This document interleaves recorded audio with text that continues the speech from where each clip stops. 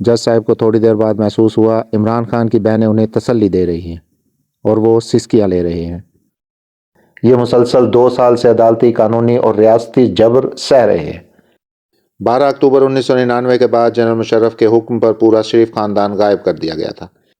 کم از کم یہ فیصلہ کر لیں بائے جاوید چودھری۔ عمران خان کی پیر 8 جنوری کو جیل میں توشہ خانہ ریفرنس کی سماعت تھی۔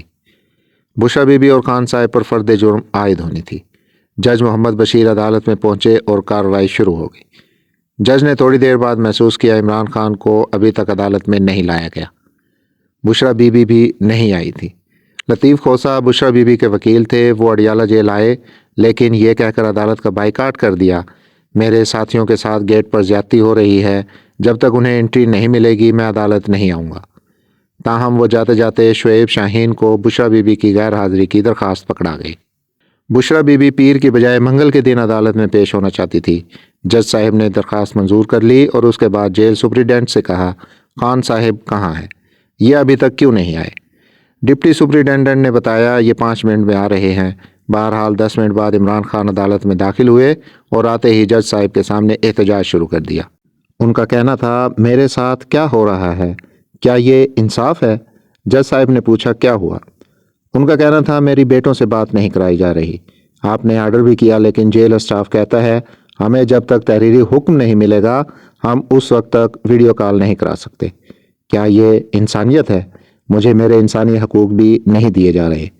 جج صاحب نے جیل کے عملے سے پوچھا خان صاحب کی بات کیوں نہیں کرائی جا رہی؟ ڈپٹی سپرنٹینڈنٹ کا کہنا تھا سر ہمیں تحریری حکم نہیں ملا۔ جج نے اپنے اسٹاف کو تحریری حکم کی ہدایت کر دی۔ خان صاحب اس کے بعد فیملی کے سیکشن میں چلے گئے۔ وہاں ان کی 2 بہنیں علیمہ خان اور ڈاکٹر عظمیٰ بیٹھی تھی۔ ڈاکٹر عظمیٰ برقع پہنتی ہیں۔ خان صاحب علیمہ خان کے گلے لگے جبکہ ڈاکٹر عظمیٰ کو انہوں نے تھپکی دی۔ ان کی تیسری بہن نورین خان 2 ہفتوں سے ملاقات کے لیے نہیں آ رہی۔ نورین خان حسان نیازی کی والدہ اور حفیظ اللہ نیازی کی سابق اہلیہ ہیں۔ یہ ان دنوں بے تحاشا مسائل کی شکار ہیں۔ ان کے بیٹے حسان نیازی لاہور میں قید ہیں جبکہ بھائی راولپنڈی میں ہیں۔ ان کی حسان نیازی سے جمعرات کے دن ملاقات ہوتی ہے، چنانچہ یہ شدید دھند میں راولپنڈی آتی ہیں اور پھر اسی دن واپس لاہور جاتی ہیں۔ انہیں حفیظ اللہ نیازی کا ڈرائیور لاتا اور واپس لے جاتا ہے۔ یہ سفر سردی اور اسموک کی وجہ سے علیل ہو گئی تھی، لہٰذا یہ خان صاحب سے ملاقات کے لیے نہیں آ سکی۔ مگر وکلا کا خیال تھا عمران خان نے 2 ہفتے قبل جب نورین خان کی موجودگی میں اپنی ٹیم سے کہا آپ حفیظ اللہ کا منہ توڑ جواب دیا کریں تو شاید اسی وجہ سے نورین خان ناراض ہو گئی اور انہوں نے بھائی سے ملاقات بند کر دی۔ یہ اندازہ غلط تھا۔ نورین خان علالت اور تھکاوٹ کی وجہ سے اڈیالہ جیل نہیں آ رہی تھی۔ یہ منگل 9 جنوری کو توشہ خانہ ریفرنس میں فرد جرم کے وقت جیل کی کورٹ میں موجود تھی، جس سے ناراضگی کا تاثر ختم ہو گیا۔ میں 8 جنوری کی طرف واپس آتا ہوں۔ خان صاحب دونوں بہنوں کے ساتھ ملاقات کے بعد ان کے ساتھ بیٹھ گئے اور عدالتی کارروائی شروع ہو گئی۔ جج صاحب کو تھوڑی دیر بعد محسوس ہوا عمران خان کی بہنیں انہیں تسلی دے رہی ہیں اور وہ سسکیاں لے رہے ہیں۔ کپتان کی آنکھوں سے آنسو ٹپک رہے تھے۔ جج صاحب نے جیل کے عملے کو اشارہ کیا اور ایک اہلکار ٹیشو پیپر کا ڈبہ لے کر عمران خان کے پاس پہنچ گیا۔ خان صاحب نے ٹیشو کھینچ کر آنکھوں پر رکھ لیے، جس کے بعد عدالت کا ماحول سوگوار ہو گیا۔ خان صاحب کے تینوں وکلا ان کے قریب کھڑے ہو گئے۔ نیب کے پروسیکیوٹر امجد پرویز بھی خان صاحب کے قریب ہو گئے اور ان سے کہا خان صاحب آپ فیملی کے ساتھ گفتگو کریں، ہم تھوڑی دیر کے لیے باہر جا رہے ہیں۔ امجد پرویز واپس آئے اور اس کے بعد عدالت نے وقفہ کر دیا۔ جج، ان کا عملہ، نیب کے اہلکار اور رپورٹر باہر چلے گئے اور عدالت میں صرف خان صاحب، ان کی بہنیں اور وکلا رہ گئے۔ پاکستان تحریک انصاف مجھے اپنا مخالف سمجھتی ہے۔ یہ تاثر 100% غلط ہے۔ کیوں؟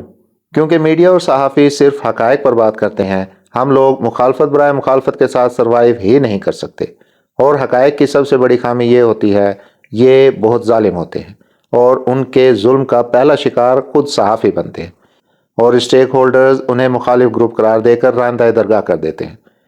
پی ٹی آئی نے مجھے بھی مخالف گروپ میں ڈال رکھا ہے۔ ایک بار یہ شکوہ فواد چودھری نے بھی کیا تھا۔ یہ اس وقت پارٹی کے مکمل ترجمان ہوتے تھے۔ میں نے ان سے کہا آپ ایک بات بتائیں، آپ نے مجھے بلایا ہو یا آپ نے اپنا ورژن دیا ہو اور میں نے انکار کیا ہو؟ فواد چودھری ایک دیسی جہلمی انسان ہے۔ یہ فوراً بولے آپ کی یہ بات ٹھیک ہے، ہم نے آپ سے بلا وجہ فاصلہ رکھا ہوا ہے۔ بہرحال پی ٹی آئی کے اس تمام تر پرسیپشن کے باوجود میں سمجھتا ہوں عمران خان کو جیل میں ان کے حقوق نہ دینا زیادتی ہے۔ فیملی اور بیٹوں سے بات کرنا عمران خان کا حق ہے، یہ حق انہیں عدالت نے بھی دے رکھا ہے، اور اگر اس کے باوجود بھی ان کے بیٹوں سے بات نہیں کرائی جا رہی تو یہ زیادتی ہے۔ اور انسان اگر چنگیز خان بھی ہو جائے تو بھی یہ انسان رہتا ہے، اور یہ کسی نہ کسی جذباتی موڑ پر ٹوٹ جاتا ہے، اور عمران خان اب اس عمل سے گزر رہے ہیں۔ یہ مسلسل 2 سال سے عدالتی، قانونی اور ریاستی جبر سہ رہے ہیں، اور یہ حقیقت ہے ہمارے سسٹم کے جبڑے میں جو بھی آ جائے وہ بالآخر چیخنے پر مجبور ہو جاتا ہے، وہ خواہ جنرل مشرف، افتخار محمد چودھری اور عمران خان ہی کیوں نہ ہو۔ مگر سوال یہ ہے، یہ سلسلہ آخر کب تک چلتا رہے گا؟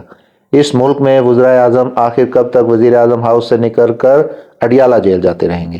اگر کسی نے جرم کیا ہے تو اسے لازمی سزا ملنی چاہیے، لیکن تذلیل بہرحال دشمن کی بھی نہیں ہونی چاہیے، اور ہمارے ملک میں مخالفین کی تذلیل کی جاتی ہے، اور اس کا نتیجہ یہ نکلتا ہے یہ لوگ واپس آتے ہیں اور اپنی ساری توانائیاں مخالفوں کو رگڑا لگانے میں صرف کر دیتے ہیں۔ عمران خان بھی اب یہی کریں گے، یہ سال 2 سال میں اسی طرح سمجھوتے کے ذریعے واپس آئیں گے جس کے تحت میاں نواز شریف اقتدار میں آ رہے ہیں، اور یہ اس کے بعد شریف اور زرداری فیملی کے ساتھ وہی کریں گے جو آج ان کے ساتھ ہو رہا ہے، اور اس کھیل میں ملک کا مزید بیڑا غرق ہو جائے گا۔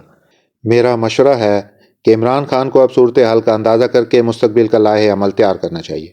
انہیں چاہیے یہ کم از کم سیاسی انتقام کی گیم سے باہر آ جائیں۔ یہ سیاسی لاٹ کے ساتھ یہ معاہدہ ضرور کر لیں، ہم کسی سیاستدان کو سیاسی انتقام کا نشانہ نہیں بنائیں گے۔ اگر کوئی مجرم ہے تو اس کے ساتھ قانون کے مطابق سلوک ہوگا، لیکن کسی کو بیٹوں کے ساتھ فون پر بات کرنے سے نہیں روکا جائے گا، کسی کی بیٹی کو بھی سیاسی انتقام کا نشانہ نہیں بنایا جائے گا۔ میں یہاں عمران خان کو میاں نواز شریف کی زندگی کے 2 واقعات بھی سنانا چاہتا ہوں۔ 12 اکتوبر 1999 کے بعد جنرل مشرف کے حکم پر پورا شریف خاندان غائب کر دیا گیا تھا۔ یہ لوگ شدید سردی میں مری میں ہیٹر کے بغیر پتلے کمبلوں میں رکھے گئے تھے، اور انہیں ایک دوسرے کے زندہ رہنے کی اطلاع تک نہیں تھی۔ اس فضا میں ایک دن نواز شریف نے حسین نواز کی تلاوت کی آواز سنی۔ یہ آواز سن کر نواز شریف کی کیا کیفیت تھی، اس کا اندازہ آج عمران خان اڈیالہ جیل میں بیٹھ کر بخوبی کر سکتے ہیں۔ یہ آج سوچ سکتے ہیں اس لمحے یہ جان کر کہ میرا بیٹا زندہ ہے نواز شریف کی کیا حالت ہوئی ہوگی۔ دوسرا، 11 ستمبر 2018 کو کلثوم نواز اسپتال میں آخری سانسیں لے رہی تھی۔ میاں نواز شریف جیل میں تھے، یہ بے چینی محسوس کر رہے تھے، اور انہوں نے اسی بے چینی میں سپرنٹینڈنٹ سے درخواست کی، میری بیوی کی حالت خراب ہے، میں ان کی خیریت معلوم کرنے کے لیے چند سیکنڈ کی کال کرنا چاہتا ہوں۔ سپرنٹینڈنٹ نے جواب دیا، آپ کا فون کا کوٹا ختم ہو چکا ہے۔ میاں نواز شریف نے اس سے درخواست کی، آپ اپنے فون سے میری بات کرا دیں، مگر اس نے اس سے بھی معذرت کر لی۔ نواز شریف مایوس ہو کر اپنے سیل میں چلے گئے۔ تھوڑی دیر بعد وہی سپرنٹینڈنٹ کلثوم نواز صاحبہ کی انتقال کی خبر لے کر ان کے پاس آ گیا۔ نواز شریف نے پوچھا، کیا آپ نے مریم کو اطلاع دے دی ہے؟ سپرنٹینڈنٹ نے انکار میں سر ہلا دیا۔ نواز شریف نے کہا، آپ اگر اجازت دیں تو کیا میں انہیں خود اطلاع دے دوں؟ سپرنٹینڈنٹ نے ہاں میں سر ہلا دیا۔